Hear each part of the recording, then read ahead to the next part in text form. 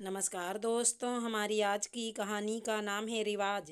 राशि का आज शादी के बाद पहला दिन था ससुराल में।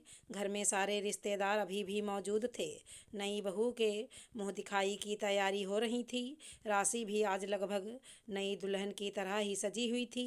शादी के बाद का पहला दिन तो हर लड़की के लिए उत्साहपूर्ण होता है, क्योंकि घर में कौन कौन सदस्य हैं, कौन कौन रिश्तेदार हैं, सबका पता आज ही चल जाता है। राशि पूरी सुहागन की तरह बड़ी ही खूबसूरत लग रही थी। हल्का सा सर पर पल्लू भी चढ़ा लिया था ताकि किसी को बुरा ना लगे। बाहर बैठे सभी इंतजार कर रहे थे नई बहुरिया का। तभी सासू माँ राशि को लेने उसके कमरे में पहुंची। वाह राशि, बड़ी सुंदर लग रही हो। किसी की नज़र ना लगे मेरी बहू को, सासू माँ ने कहा तो राशि बस मुस्कुरा दी। चलो बाहर, सब तुम्हारा इंतजार कर रहे हैं, कहकर राशि के माथे का पल्लू आगे सरकाकर उसे घूंघट का रूप दे दिया।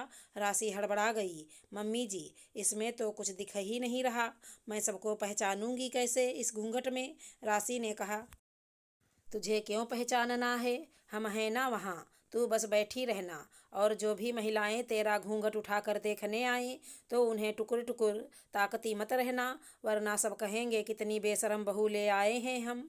बस अपनी आंखें बंद रखना, और जब घूंघट फिर से नीचे कर दिया जाए तब आंखें खोलना। खैर पहला दिन था, सासू माँ ने आदेश दिया तो उसे पूरा भी करना था।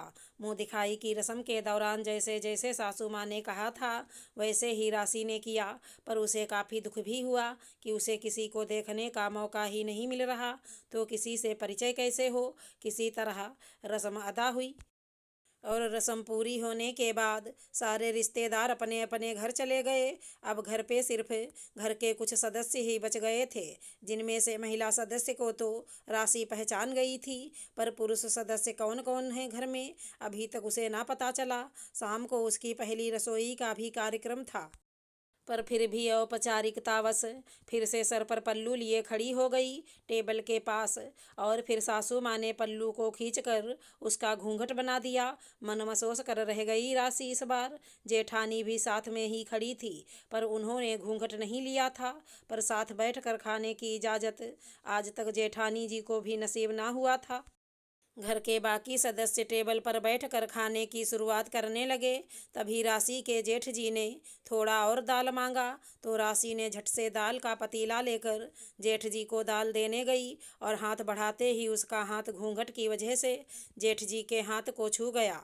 ये देखते ही सासू माँ चिल्ला पड़ी, ये क्या कह रही है बहू, तुझे पता नहीं कि बड़े जेठ को छू नहीं सकते और ना ही उनका नाम ले सकते हैं। इतना सुनते ही राशि डर गई कि अब मैंने क्या किया। मैं तो बस दाल देने जा रही थी, और ये घूंघट बीच में आने की वजह से गलती से जेठ जी को मेरा हाथ लग गया, इसमें क्या बड़ी बात हो गई। पर सासू माँ तो बड़बड़ाए जा रही थी। पति भी टेबल पर बैठे ही थे, पर उन्होंने भी उसका साथ नहीं दिया। पहले दिन ही इतनी डांट खाकर उसके आंसू निकल आए। सीधे भागती हुई कमरे में दाखिल हुई। पति पीछे से कमरे में आए तो रोते रोते राशि ने पति से पूछ ही लिया, क्या किया है मैंने ऐसा, मैंने जानबूझकर तो उन्हें नहीं छुआ था। मेरे बड़े भाई जैसे हैं वो, पति ने समझाने की कोशिश की। राशि, ये पुराना रिवाज है कि बड़े जेठ के सामने तुम घूंघट में ही रहोगी, और उन्हें गलती से भी ना छूना, और नाम भी नहीं लेना उनका अपनी जबान से। ये क्या कह रहे हैं आप, तब तो उन्हें भी मेरे हाथ का बना खाना नहीं खाना चाहिए ना। मैंने ही वो सारा खाना बनाया है, और आगे भी बनाऊंगी ही, तो मतलब अब से उनका खाना अलग से माया भाभी ही बनाएंगी। सही कह रही हूँ ना। राशि ने पूछा। नहीं राशि, खाना बनाकर तुम दे सकती हो, उसमें कोई दिक्कत नहीं है, बस तुम्हें उन्हें छूना या उनका नाम पुकारना या उन्हें देखना नहीं है, पति ने कहा।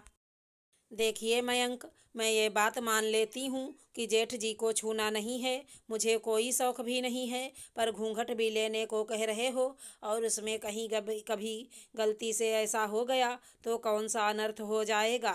जो मेरा बनाया हुआ खाना उनके खाने से नहीं होगा, ये कैसा दोगलेपन वाला रिवाज है तुम्हारा। मुझे इसका जवाब ठीक से ढूंढ कर दे देना, तभी मैं आज के बाद उनके लिए खाना बनाऊंगी, वरना नहीं।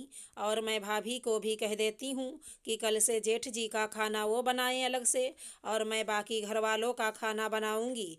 राशि ने गुस्से में आकर कहा।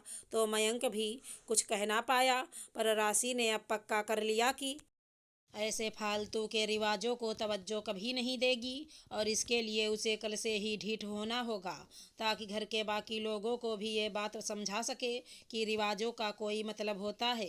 जिसका कोई मतलब नहीं उसे रिवाज का नाम ना दें।